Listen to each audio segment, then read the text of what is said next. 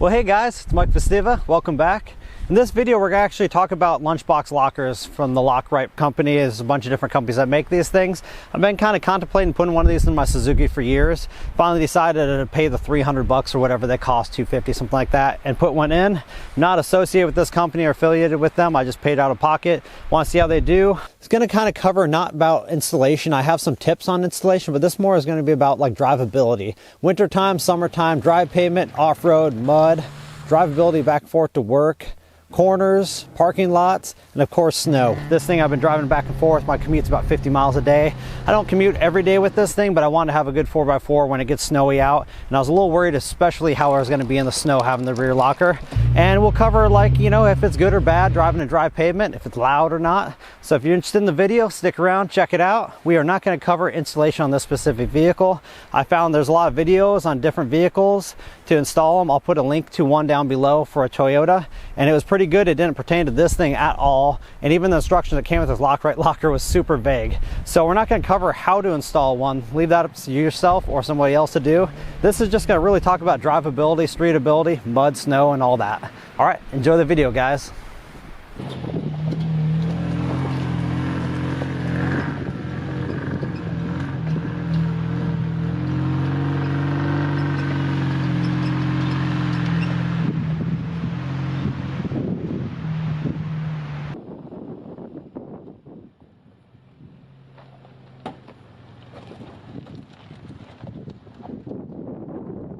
So this obstacle I actually tried a few months ago when I still had an open rear diff before the Lockright, and I was able to get up it, but it took me a few tries because I would get towards the top and start spinning. I have to come down and travel up it with more speed.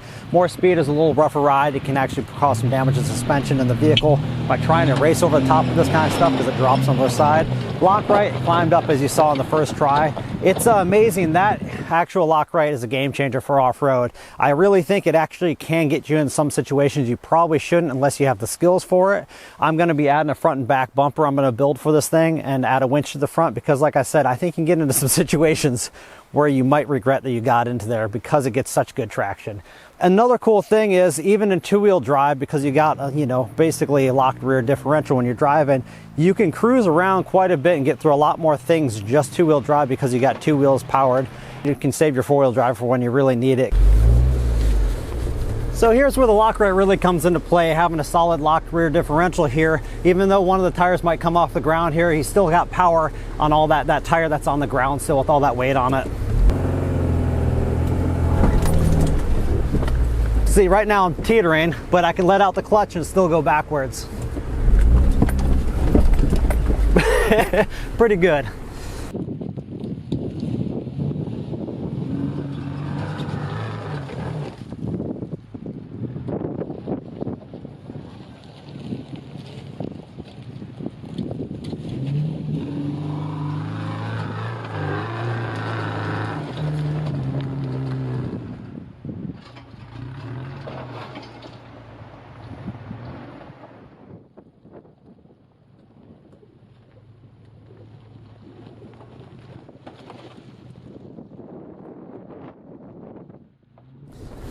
All right, let's head out of here and go find some other obstacles, maybe a little bit more mud to try this thing out in.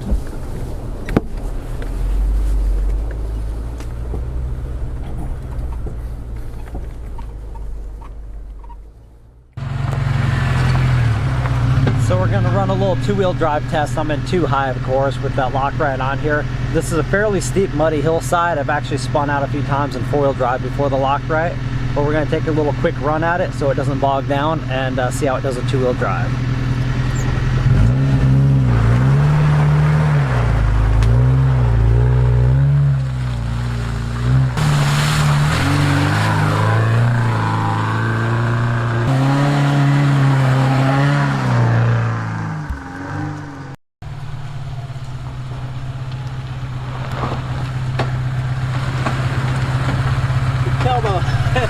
It's fairly steep.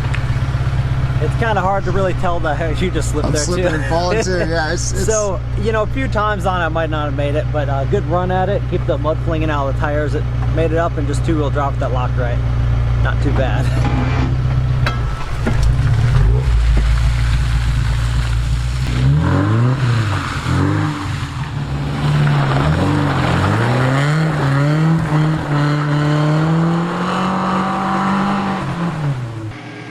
This is another little two-wheel drive test going up this hillside. It's not massively steep, but there's some slippery roots mixed in it, and it's only a two-wheel drive. But remember, we got that locking rear diff. You guys get an idea what it looks like.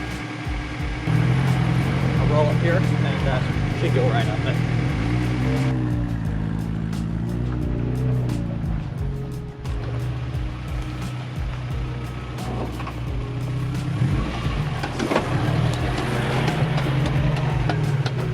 So the nice thing about the Lockrite is basically you can rip around a two-wheel drive, get the dual wheel burnouts and have fun like that. It does really well just in two-wheel drive. You can put it in four-wheel drive and it does amazing off-road.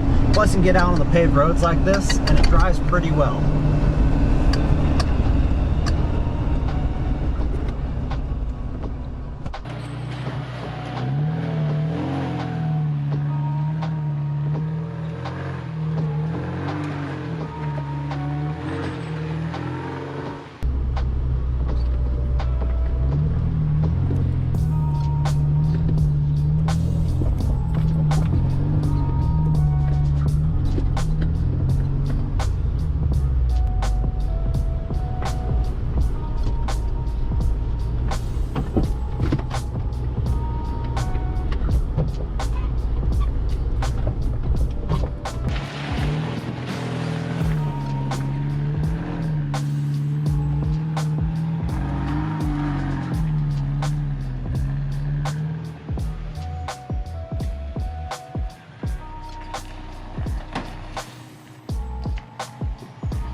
So I parked it here just to kind of show you guys the aspect ratio, the kind of the angle of this thing. Cameras don't pick up the angle very well, but it's a nice little climb. Kind of rutted out, but did great.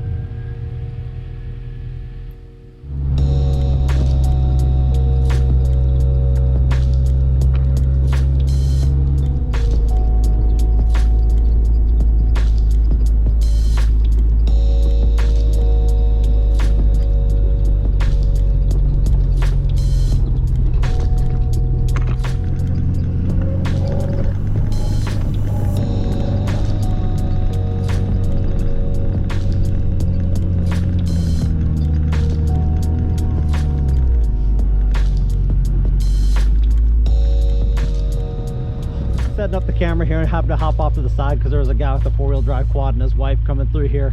I asked him, hey, how's it going? You know, dude hanging out in the middle of nowhere with the camera here seems a little awkward. And his wife seemed happy and he seemed happy. He said it was perfect until we wrecked it. So goes to show they are kind of riding around mellow too, and they must have slid in the ditch with their 4x4. So if a quad's gonna be sliding this stuff, you know, your vehicle's gonna be for sure sliding in it.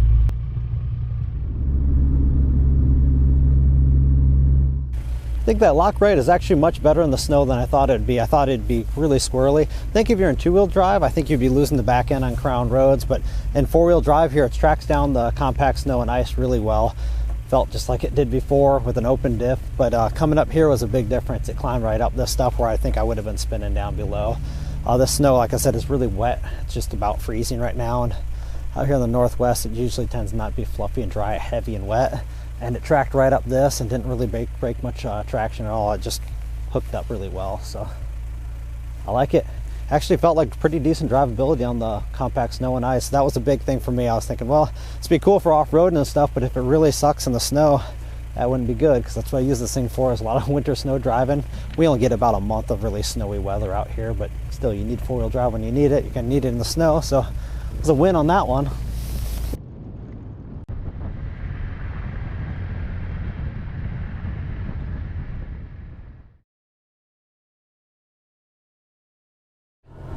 So I'm cruising around the lake here doing about 40 on some dry roads, and basically the Lockright does fine. It feels slightly different in the corners than an open diff, and that is if you're going around a corner and slightly rolling on the throttle, you'll feel a slight shimmy from the rear end, and that's basically when that axle actually engages and locks up.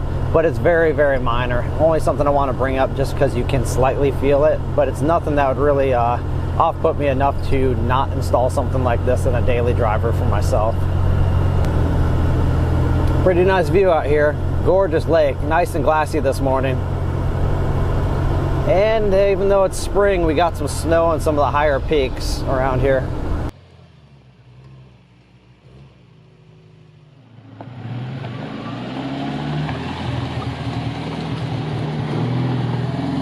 What do you think? End of the line for these guys? I think they're done camping.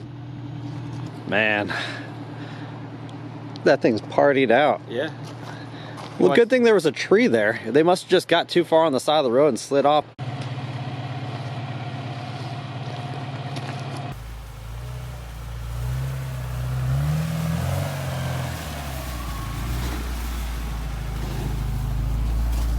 So we got to a snowy section of road where some type of full-size truck just stopped at. So I decided, because I got the locking rear diff, I'm going to try to cut trail. I think what's going to happen, the snow's really hard, I'm just going to high center. But kind of rough cutting trail through here, but it's going to be a little bit more of a push here. Second gear, low range.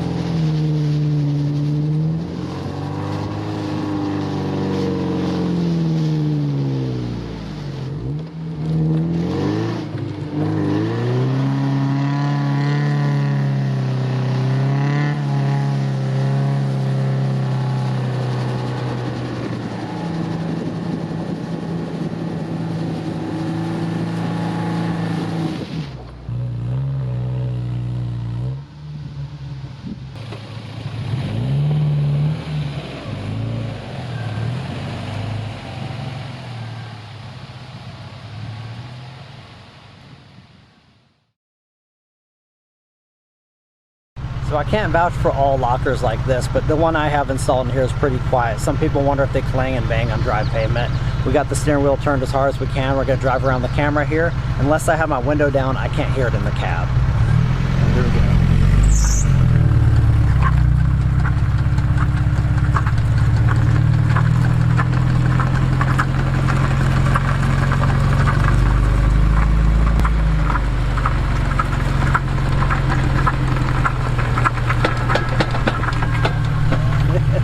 And that's another thing we're going to talk about, the clanging there when I actually push in the clutch. I have a pretty loose, worn out drivetrain. This is like a 30-year-old Suzuki.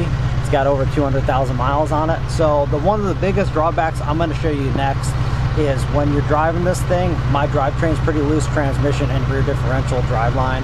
And so there's one little issue if you're starting out on dry pavement, like a stoplight turn, like a hard right. If you're barely on the throttle, like an eighth on the throttle, you can almost have this gear lag issue where basically it seems like it loads everything up in the drivetrain and then it releases, so you can get this lurch feeling. That's the biggest downside I see with the Lockrights. And you kind of got to learn how to drive it. Either you let off the throttle when you're making that and you start feeling that lurch, or you just roll on the throttle, one or the other. You just don't hang in that eighth throttle range. That's only on super tight roads, like if you're starting off from a stoplight and making a hard right turn. When you're driving regular roads, it's not an issue. It's just in super tight parking lots. Going really slow on some pavement. And I think what it is if you're barely on the throttle, like maybe even less than an eighth, there it goes. You can kind of feel a lurch of it grabbing. Of course, now we can't do it every time we start up the camera here. See if we'll do it around the corner here. And it's like really light throttle is usually when you'll find the problem. It's usually when you're, there it goes, feel that? I'm barely on enough throttle, the vehicle's trying to roll forward and then the throttle catches up. It's very minor, you almost got to work towards it to get it to do it, but it's like maybe even like less than an eighth throttle, and it feels like the drivetrain gets loaded to drive you forward, and then all of a sudden the vehicle gets momentum and then it starts to lurch because it's, there you go, like that. And that's kind of awkward, but basically I found you either let off the throttle or you just roll it on. Because if you roll it on, it goes away. We'll simulate it around this corner. It seems to be as soon as I go around the corner, I'm going downhill on a really low throttle at like 10 miles an hour. So here we go, feel that? Roll on the throttle, it goes away. It seems to me if you're barely on the throttle and it's just kind of pushing the vehicle forward, and then the vehicle's actually rolling downhill, you'll get this gear lash issue, it seems like. And I got a 30-year-old drivetrain on a worn out Suzuki, so it's probably worse on my vehicle than some. So cruising about 25 to 30 down this windy section of paved road here. And with the Lockright, you don't really notice it's even in the rear differential. It doesn't seem to bother you on paved roads. Whether you're doing 60 or 20 on a paved road, tight turns or going straight, it seems to track just fine.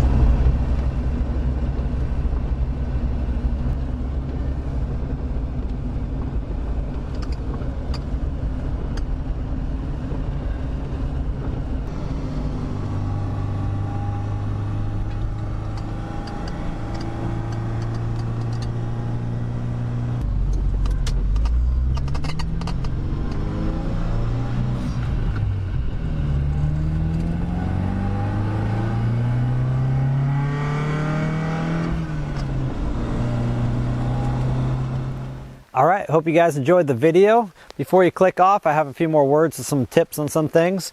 This is the PowerTrax Lockright locker. This is my experience with this one. I can't say that all of them work this well or are that quiet for driving on roads and the clicking sounds, but my experience with it, the directions on here were awful. Basically, you get a kit for, say, the Suzuki like this one, you go to turn to a certain page, like say 19 in the manual, and I thought it'd have a lot of tips on that. It's super vague, and I just decided to wing it. The pins that they gave in the kit, they said to run, and they didn't actually have roll pin holes in them, so I just ran my stock pins in my rear differential, combined with the locking rear differential. Some of the kits you actually have to get in the fueler gauge and adjust some things. This kit had nowhere to adjust anything like that, so sorry I'm not giving you guys a bunch of tips on it, but I just used my stock pins, and I got about 2,000 miles on the Lockright, and it's been working just fine. These kits vary so much. If you're doing something like this in a Toyota, I'm going to suggest a channel I'll put down in the description below. itsDeza is the channel's name, and they actually walk you through with some really good installation tips for especially installing something like this in a Toyota. So check out their video and maybe consider subscribing to their channel. A few things have changed. I've installed this kit in late fall, early winter, and we're actually in the spring. It's raining out here right now trying to do this video. I had a stock bumper up front in the beginning of the video. Now I got a tubing bumper. I built this from scratch. I'll put a link up here to the build video on that bumper. It's kind of fun. I actually have a lot more things I want to do. Another bumper on the rear, maybe a roof rack, a few things like that. But if you guys enjoyed the video, please give it a thumbs up. If you're new to the video, consider subscribing. Really, I just want to build this video and make it because a lot of the stuff I found on YouTube were guys show installing them, but they also didn't really show anything other than going up a muddy hillside or going through a muddy field or in the snow for like 30 seconds to a minute long video clips. I want to see how it actually worked on everyday driving, because as much as I like going through the mud and off-roading with this thing, going some hill climbs, 90% of the driving I do is on paved roads going back and forth to work or to town. So I just kind of want to see how they actually worked on everyday real situations. And how I feel about this right now, I would have no problem installing an everyday driver. All right, you guys, hope you enjoyed the video. Till next time, take care. Bye.